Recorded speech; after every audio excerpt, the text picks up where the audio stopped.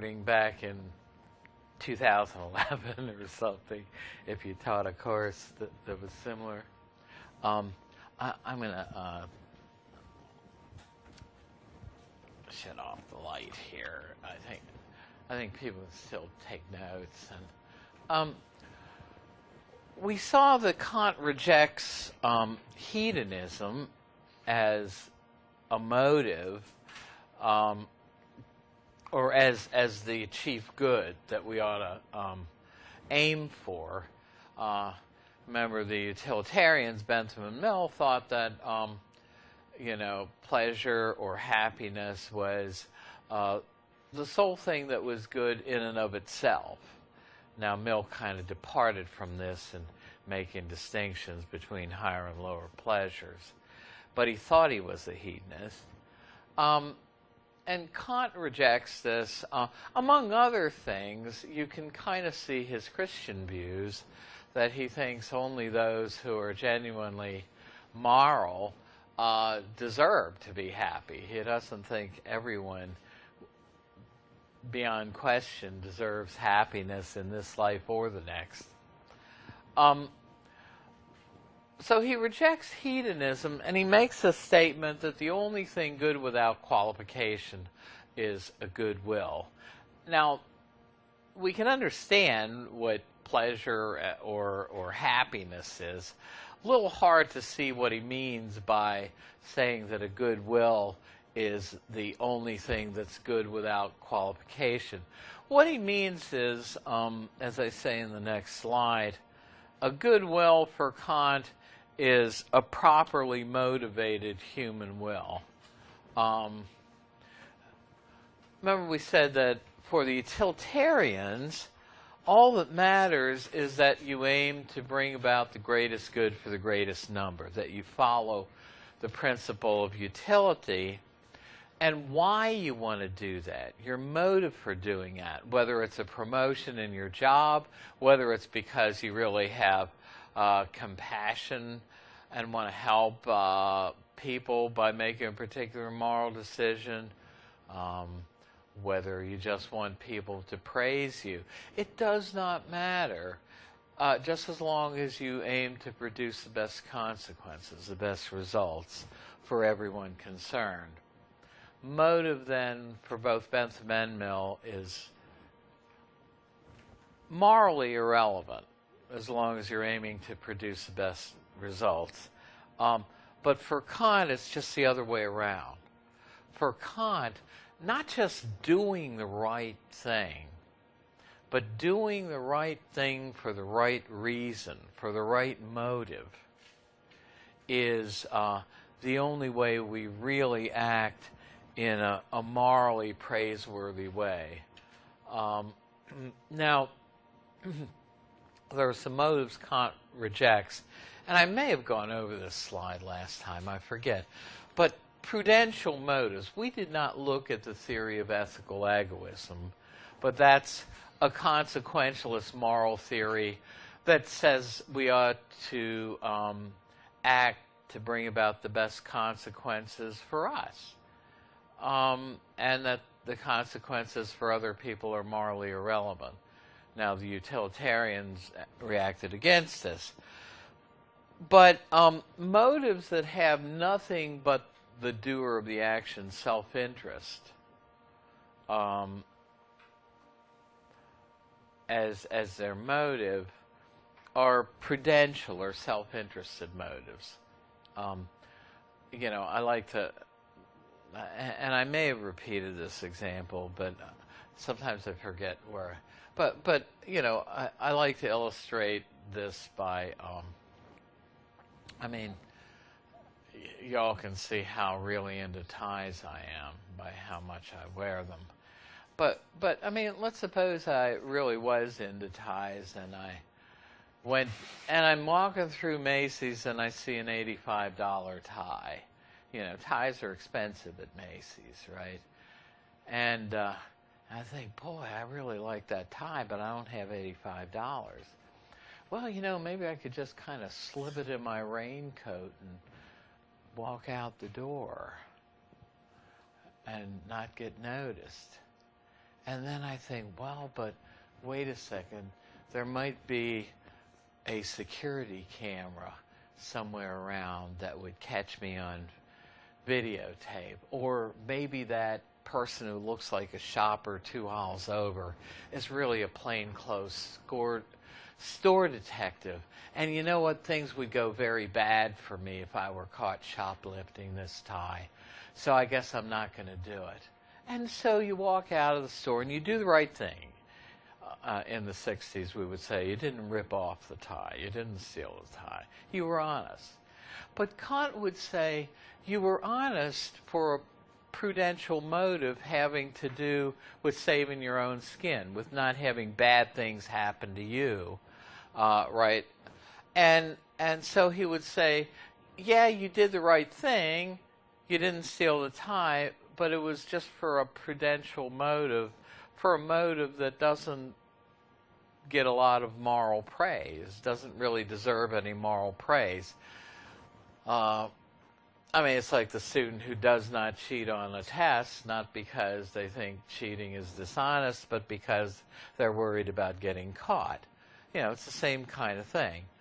So Kant rejects prudential or self-interested motives, motives focusing on an action's results. Well, this tells you where he stands with consequentialism, which focuses solely on results, right? Kant says he adjures, in other words, he hates the serpent windings of utilitarianism. He does not like utilitarian motives, motives that focus on consequences outside of us. What we're going to see, he wants us to be able to figure out the right thing to do by using a rational test within us. And for Kant, motives really are, not motives, but consequences really are irrelevant. I had a question on this, and one thing, see, non-consequentialist theories simply deny what consequentialists affirm. Consequentialists say the only thing morally relevant to whether what we do is right or wrong morally are the results of what we do, the consequences. All you have to do to have a moral theory that fits into the non-consequentialist realm is to deny that, to think that there might be some factors other than consequences that show us our moral duty. Now, non-consequentialist moral views run the gamut. In other words, there are non-consequentialist views who think that consequences do play a part in our moral decision-making. But unlike the consequentialists, they think that there are factors other than consequences that also come into play. Now, Kant is kind of unique. He has an extreme position at the other end of the spectrum from the consequentialists. We're going to see for Kant, consequences, the consequences are results of what we do not figure into the mix at all. Now, he wants us to act and do the right thing by following general moral principles or rules, and to do the right thing regardless of consequences.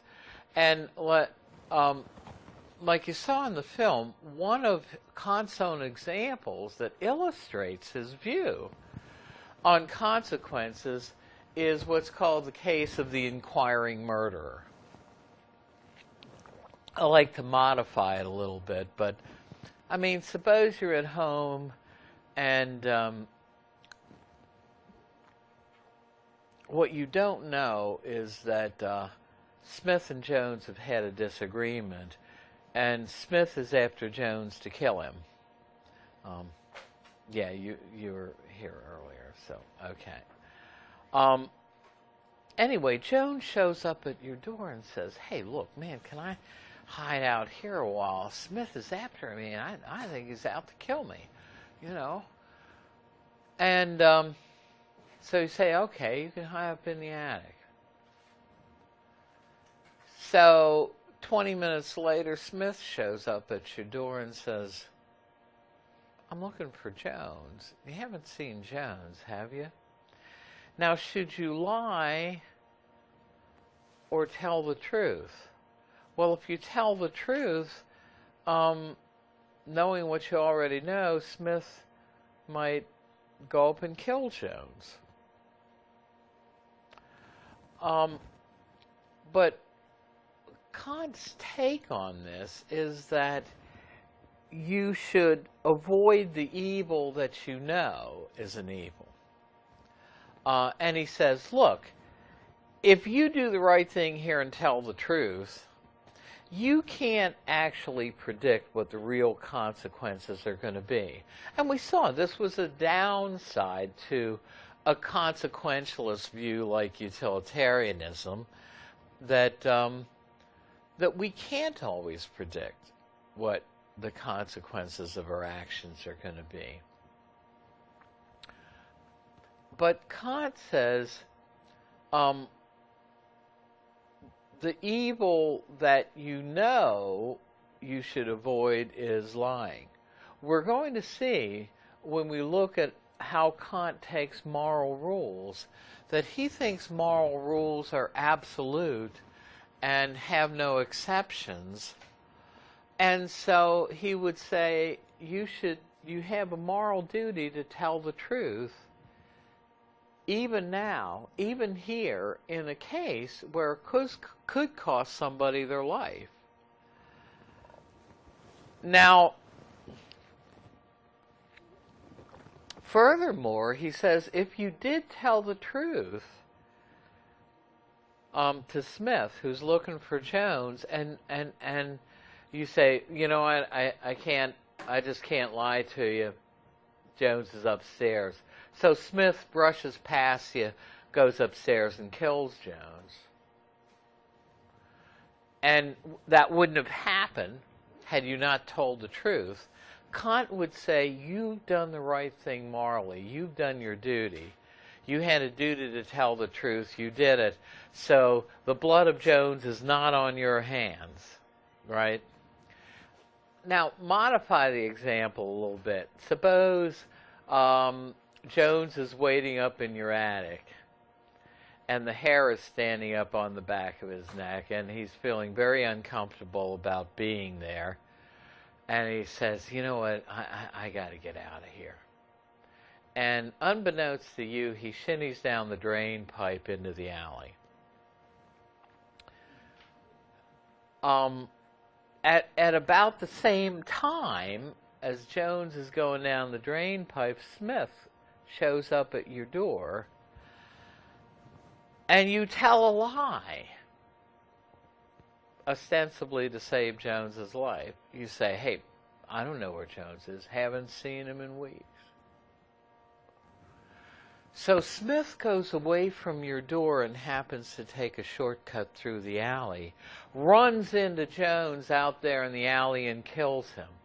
Well, Kant would say in that case, the blood of Jones is on your head because you didn't do your duty.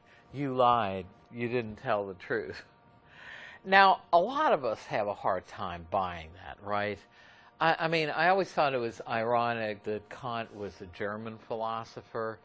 And, you know, if you fast forwarded things from Kant's era, you know, about 100 years to World War II, there are lots of people, this is what the Diary of Anne Frank was all about.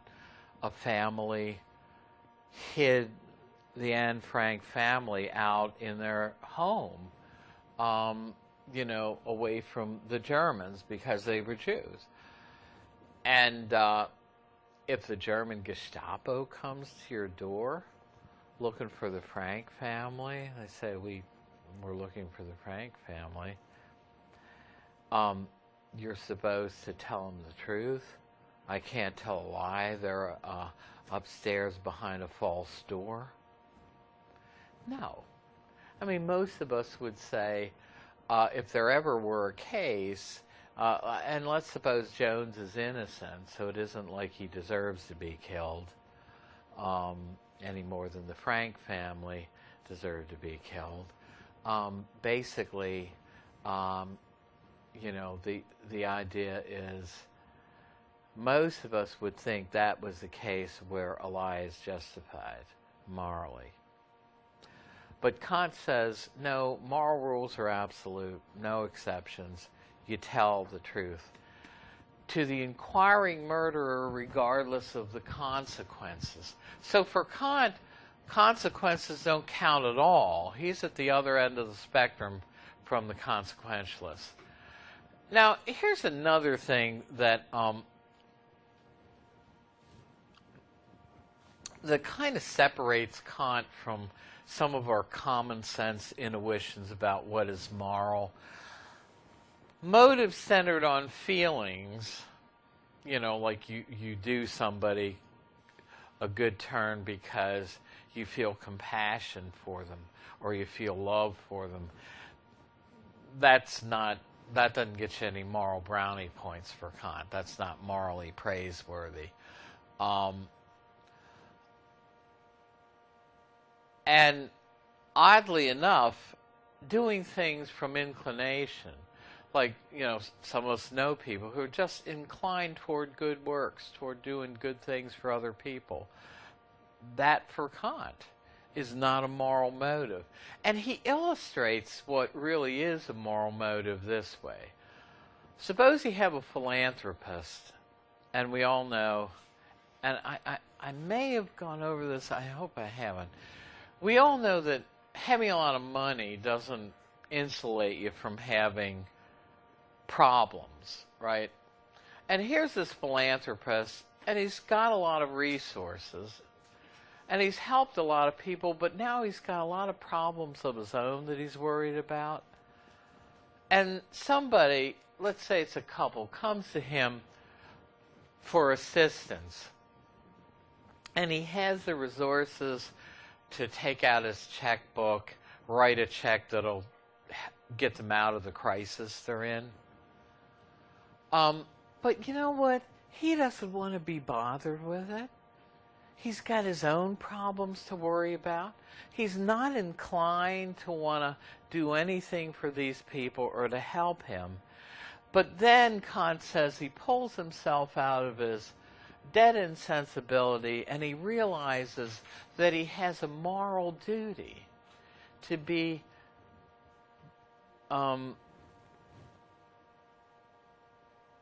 beneficent to his fellow human beings.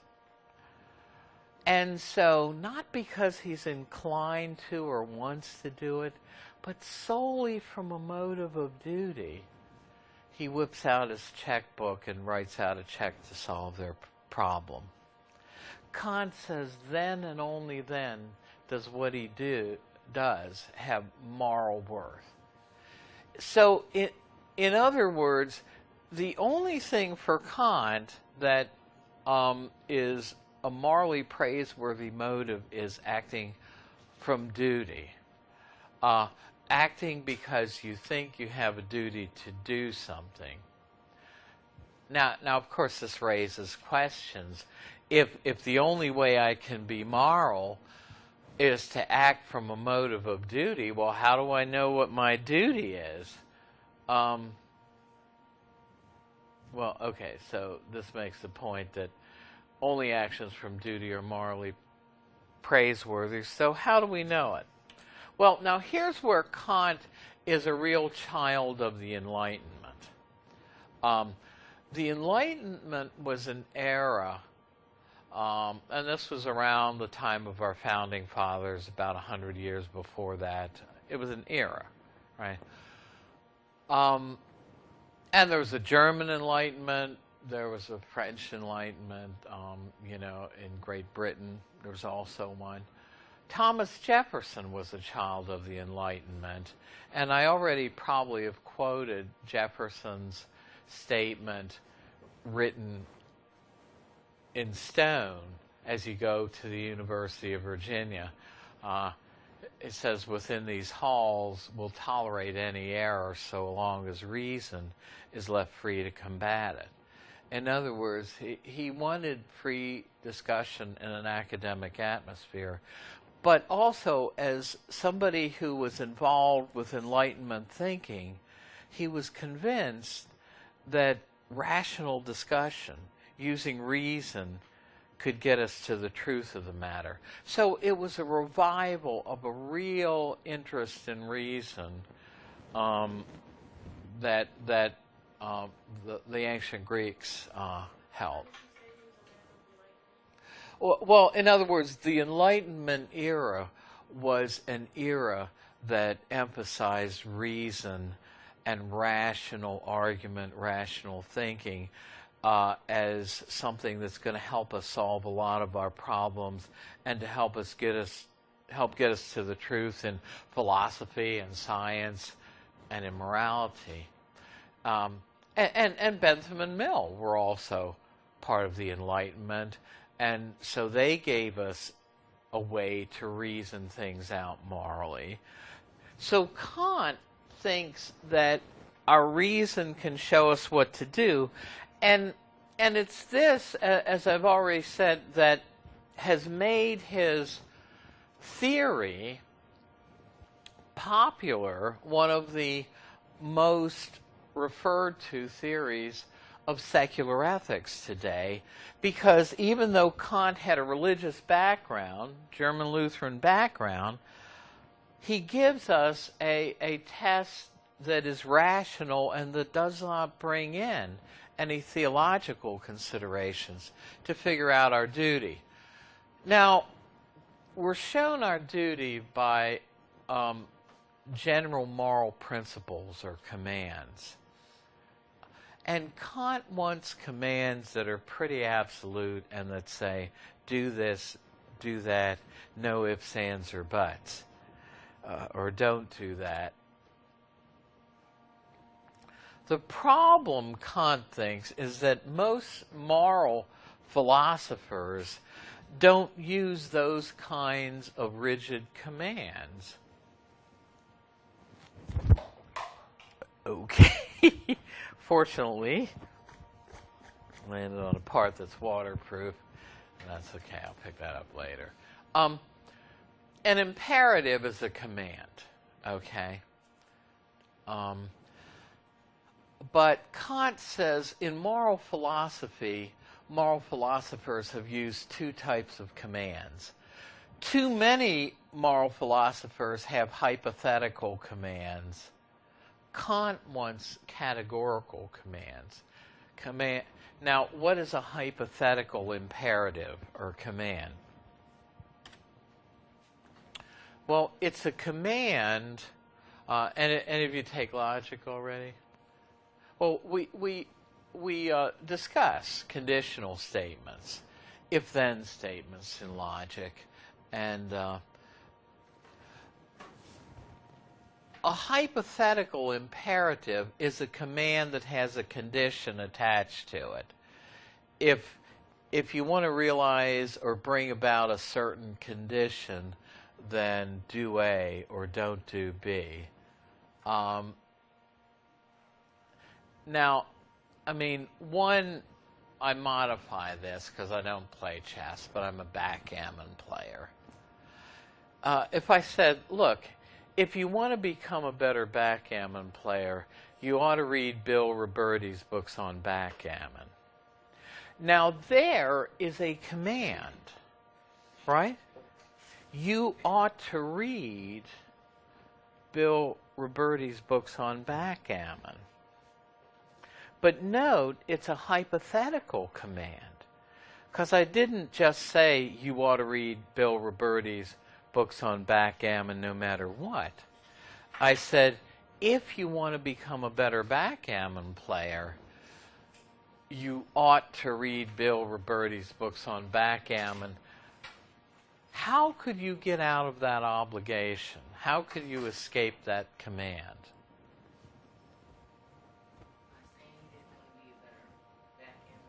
Exactly. That's the bottom line. Right? Say, I'm not interested in becoming a better backgammon player. Well, you don't have to read Roberti's books then, right? Most of you aren't interested in becoming a backgammon player. At any rate, and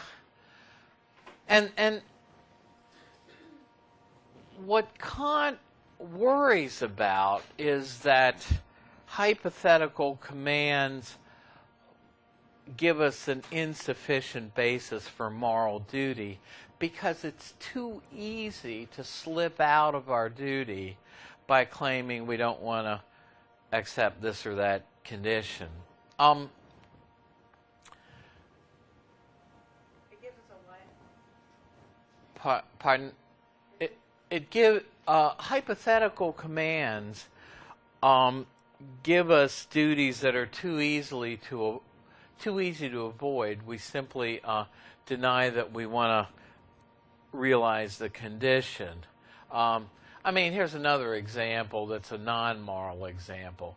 If you want to get hired, you should dress professionally. Well, you should dress professionally, you ought to dress professionally, is a command, but it rests on a condition. If you want to get hired, if you don't care whether you get hired or not, you can dress any way you want, right? You can get out of the obligation to dress professionally. Well, I'm getting ahead of myself, but basically, Kant wants moral principles that command categorically and unconditionally. But another example of a hypothetical imperative that's from a moral philosophy. Peter Singer says, you know what? If you want to be a good hedonistic utilitarian and really bring about the most happiness and the least amount of pain in the world as a whole, then you ought to give a significant portion of your income to third world famine relief. Think about it. You want to spend $2,500 on a new flat screen for the Super Bowl, maybe one with 3D. Maybe you're going to have some pleasure from that flat screen, but, you know, Peter Singer would say, wouldn't you produce a lot more happiness and alleviate a lot more pain if you gave that money, say, to third world famine relief? And so you ought to feel morally obligated to do so if you really want to produce the best consequences for the greatest number. Well, there is a utilitarian command, but it rests on a condition. If you want to bring about the greatest good for the greatest number, then you ought to give a significant portion of your income to third world famine relief. Well, you can get out of your obligation by saying, well, I'm not interested in bringing about the greatest good for the greatest number. I don't accept the principle of utility. So, utilitarian moral commands, for the most part, are hypothetical imperatives. And Kant doesn't like it that we can kind of weasel out of our duty too easy with these commands. He wants commands that are categorical, that command us to do something or not to do something without any conditions attached. No ifs, ands, or buts. Do this, don't do that, no conditions. So, well, I had a lot of disruptions with the other class people. This class has a much better, much more disciplined set of people. It's funny how the identity of a class can be different, even if they follow one another on the same day. You know. So anyway, I kind of got up to this part, but that's okay. We'll look a little bit at. Here is a version of the categorical imperative that's the main version that is pretty abstract. It's very logical. it says we ought to act on the maxim, which is a private rule that says do this, don't do that. We'll talk a little bit more about what a maxim is in the next slide or two. Act on that maxim which we can without contradiction. Imagine everyone acting.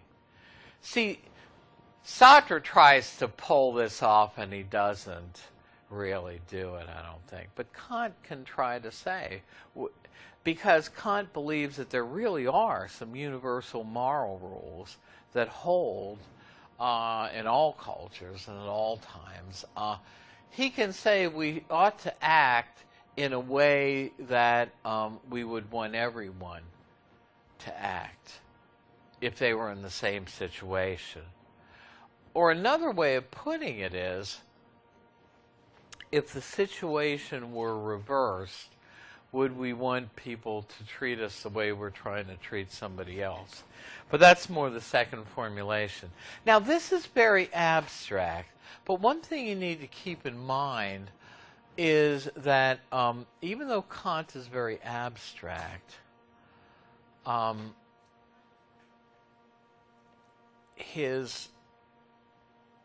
the categorical imperative is pretty much equivalent to the golden rule. We ought to treat others as we would want to be treated. And I'm not going to, I think because I like to keep the two classes more or less together, I'm not going to go on too much farther. But what is a maxim? It's the subjective rule, that is what I have in mind, that motivates me to do something.